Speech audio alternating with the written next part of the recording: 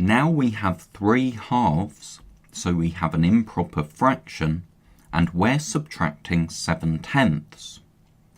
When subtracting fractions, just like when adding fractions, we need the denominators to be the same.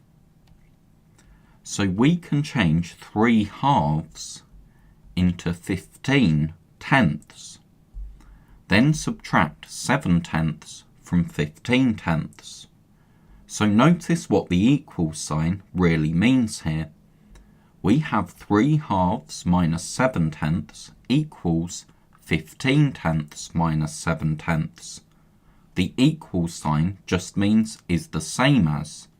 So 3 halves minus 7/10 is the same as 15/10 minus 7/10. But we haven't got our answer yet.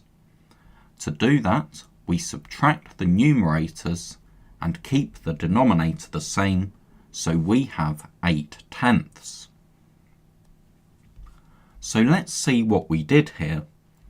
We started with 3 halves, but we split our halves into tenths to make 15/10. Then subtracted 7/10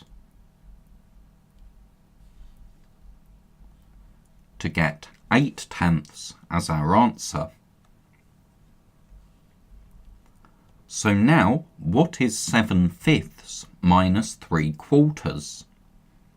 Well, 5 isn't a multiple of 4, so to make the denominators the same, we need to change both fractions. 20 is the lowest common multiple of 5 and 4. It's the lowest number in both times tables, so let's convert our fractions. 7/5 is the same as 28/20, and 3/4 is the same as 15/20.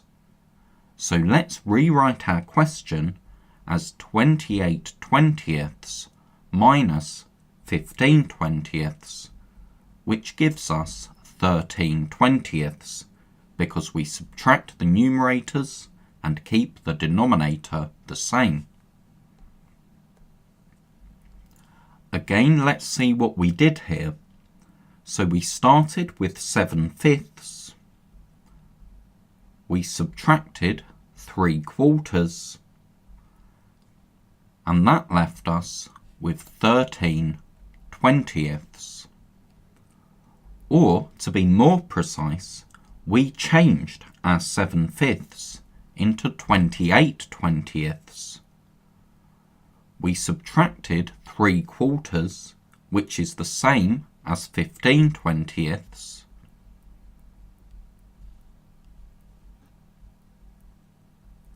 and that gave us our answer, 13/20.